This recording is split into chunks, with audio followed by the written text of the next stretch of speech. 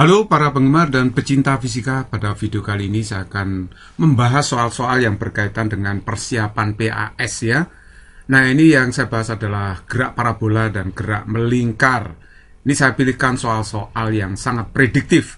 Nomor 1, sebuah batu dilempar miring ke atas dengan kecepatan awal 20 meter per sekon dan sudut elevasi 53 derajat. Percepatan gravitasi setempat 10 meter per sekon kuadrat. Tinggi maksimum yang dapat dicapai batu adalah berapa meter? Kita jawab ya. Ini saya gambarkan. Ini pola batu ya. Batu dilempar miring ke atas membentuk sudut alfa. Kecepatan awalnya sudah diketahui 20 ya. Nah, ini yang tanyakan tinggi maksimum yang dapat dicapai. Berarti jarak puncak ke tanah. Ini saya beri simbol YMAK atau HAMAK ya, tinggi maksimumnya. Oke. Ketinggian maksimum itu dirumuskan seperti ini, VO kuadrat sin kuadrat alfa per 2G. Nah, tinggal masukkan aja ya, VO-nya kan 20, sedangkan alfanya 53, 2G, G-nya itu 10 ya. Meskipun tidak diketahui dalam soal, G-nya ditulis 10 ya, 10 kali 2, 20. Jadi kalau begitu ini hasilnya adalah sin 53 itu 0,8 ya, 0,8 di kuadrat. Jadi ini 20 dikalikan dengan 0,8 kuadrat 0,64. Hasilnya berarti 12,8 meter. Jadi jawaban yang tepat adalah A. Nomor 2, sebuah benda dilempar miring ke atas dengan sudut elevasi alfa, cos alfa diketahui 0,6. Perbandingan ketinggian maksimum dengan jarak mendatar maksimum adalah berapa? Kita jawab. Ini sudah saya gambarkan gerak parabolanya. Yang ditanyakan adalah perbandingan ketinggian maksimum HAMAK atau YMAK dengan XMAK. Jarak tembak ya. Jarak tembak atau jarak mendatar maksimum XMAK. Nah, langsung aja kita bandingkan. YMAK itu rumusnya VO kuadrat sin kuadrat alfa per 2G. Kalau XMAK rumusnya adalah VO kuadrat sin 2 alfa per G. Kita bisa mencoret VO-nya ya, karena sama, G-nya juga bisa kita coret.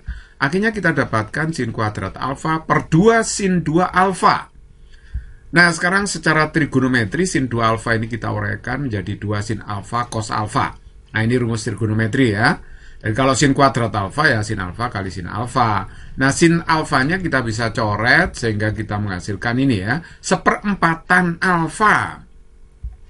Nah, perhatikan baik-baik, kalau seandainya ini segitiga siku-siku, di sini alfanya, cos alfa 0,6, berarti 3-nya sisi samping, 5 itu sisi miring ya, karena 3 per 5, 0,6 cosnya. Nah, kalau mencari tannya, berarti di sini kan 4 ya, karena ini Pitagoras, 3 5 ini 4. Jadi kalau tan alfa berarti 4 dibagi 3.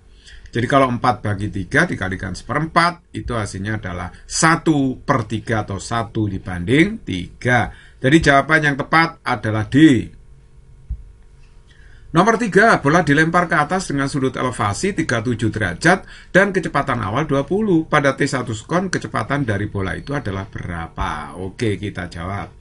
Nah, ini misalkan pada T detik kemudian kecepatannya pada suatu saat adalah V, bisa kita uraikan Vx, Vy menjadi komponennya, Vx dan Vy, gitu ya. Oke, jadi V di sini adalah kecepatan pada T tertentu. Nah, kalau mencari Vx-nya pada T1 detik itu gampang, Vx-nya itu VO cos alfa selalu ya. Di setiap titik, Vx itu selalu VO cos alfa. Karena gerak parabola yang horizontal itu adalah GLB, yang vertikal GLBB ya. Karena GLB kecepatan selalu tetap adalah horizontal. Komponen horizontal kecepatannya selalu tetap Vx, VO cos alfa. VO-nya 20 cos 37 di sini ya, sudut elevasinya. Cos 37 itu adalah 0,8, saya kalikan berarti 16 meter per sekon. Nah, terus kemudian VI-nya kita cari, rumusnya adalah VO sin alfa min GT.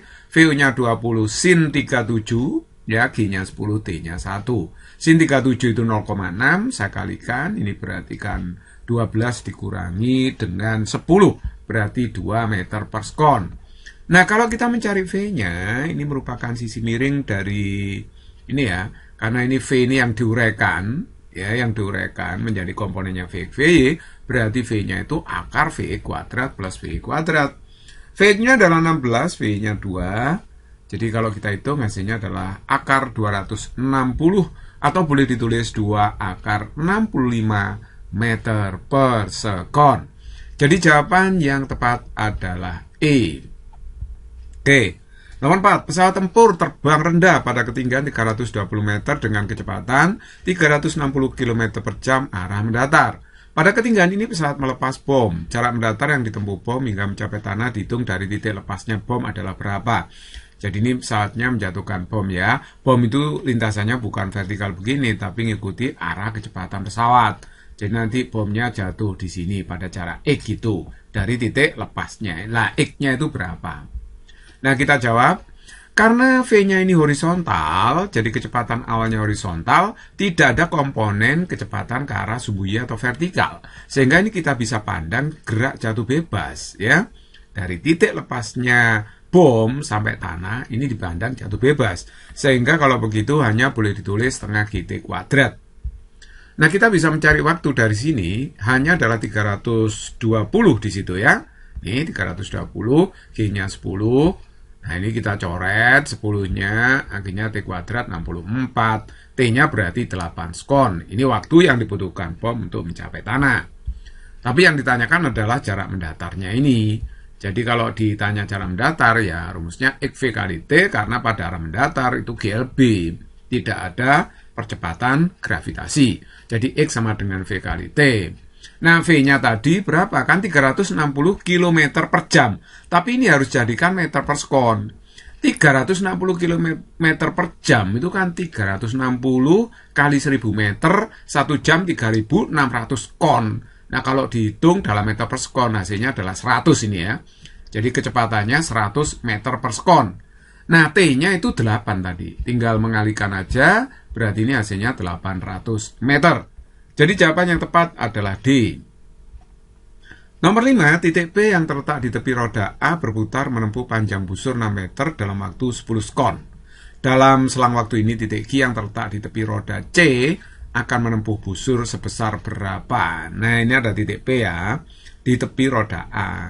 Kalau roda A ini berputar, roda B berputar, maka roda C juga berputar. Kalau titik P itu dalam waktu 10 sekon menempuh panjang busur 6 meter, maka titik Q berapa meter dalam waktu yang sama ya. Ini jari-jarinya sudah diketahui semua sih. Nah, oke, kita jawab ya. Kita hitung dulu kecepatan linier titik P yang di tepi roda A itu. VP itu adalah S per T, jadi 6 dibagi 10 hasilnya 0,6 meter per sekon. Nah, perhatikan baik-baik. Di sini roda A dan B itu sepusat. Jadi kalau sepusat, kecepatan sudutnya yang sama. Omega A sama dengan omega B. Omega A itu adalah apa? VA per RA. Kalau omega B, BB per RB ya. Nah, ini hubungan omega V dengan R. Nah, sekarang ingat bahwa kecepatan linear titik P ini ya sama dengan kecepatan semua titik-titik yang berada di pinggir roda A gitu ya.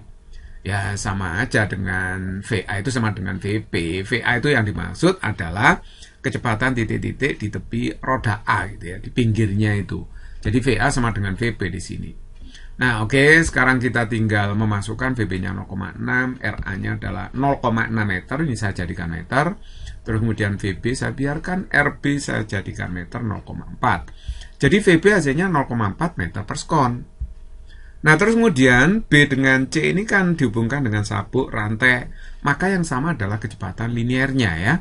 Jadi VC sama dengan VB. Oke, terus kemudian perhatikan VC itu yang dimaksud adalah kecepatan linear titik di tepi roda. Berarti titik Q ini yang dimaksud. Jadi VQ. Jadi tidak hanya titik Q ya, semua titik yang ada berada di tepi roda punya kecepatan linear VC, gitu kan ya. Jadi ini VQ sama dengan VB.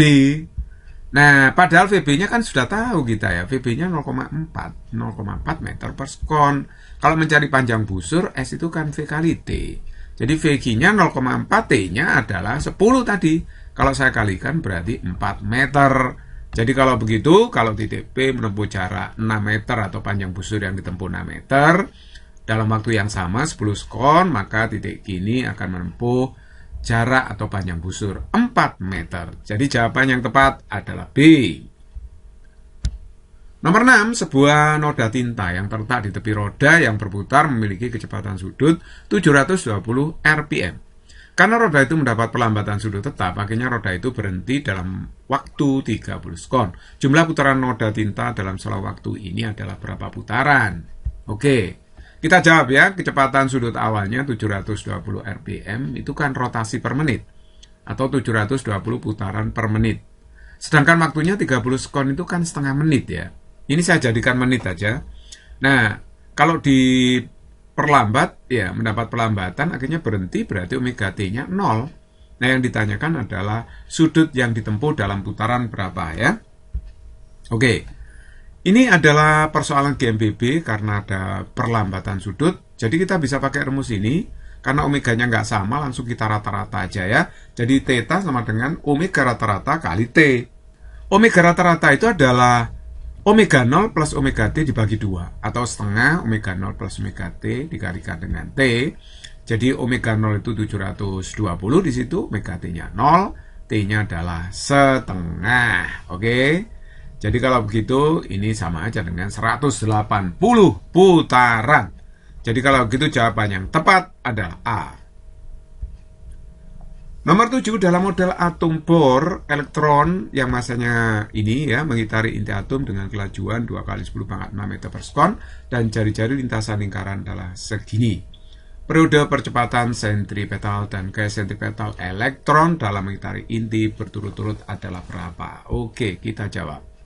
Ini massa elektron ya yang diketahui, terus kecepatan diketahui juga segini 2 juta meter per sekon, jari-jarinya juga sudah tahu, jari-jari lintasan. Jadi asumsinya elektron bergerak melingkar dengan jari-jari ini ya, mengitari inti. Nah, sedangkan periodenya ditanyakan, percepatan sentripetal ditanyakan, terus kemudian gaya sentripetal juga ditanyakan. Oke, kita jawab. V itu omega kali R dalam gerak melingkar ya. Jadi omega itu 2pi per periode kali R. Jadi kalau begitu periodenya 2pi per V kali R ya. V-nya saya tarik ke ruas kanan ini. Kita tinggal masukkan aja sih. V itu 2 kali 10 pangkat 6. R-nya itu 5 kali 10 pangkat min 11. Jadi kalau begitu T-nya ini kan duanya dicoret. Hasilnya adalah 5pi kali 10 pangkat min 17 kon. Itulah periodenya. Sangat kecil sekali. Berarti gerakannya sangat cepat ya. Kemudian percepatan sentripetal itu dirumuskan V kuadrat per R dalam gerak melingkar. Jadi V-nya saya masukkan aja 2 kali 10 pangkat 6, R-nya kan sudah tahu. Kita hitung dapatnya adalah 8 kali 10 pangkat 22 meter per sekon kuadrat. Oke, terus kemudian gaya sentripetalnya adalah M kali AS ya. M kali AS. Kalau M kali AS ya tinggal masuk aja, masanya kan 9 kali 10 pangkat min 31. AS-nya adalah 8 kali 10 pangkat 22. Kita kalikan 72 kali 10 pangkat min 9 atau 72 nanonewton. Jadi jawaban yang tepat itu adalah D. Physics is very easy and fun.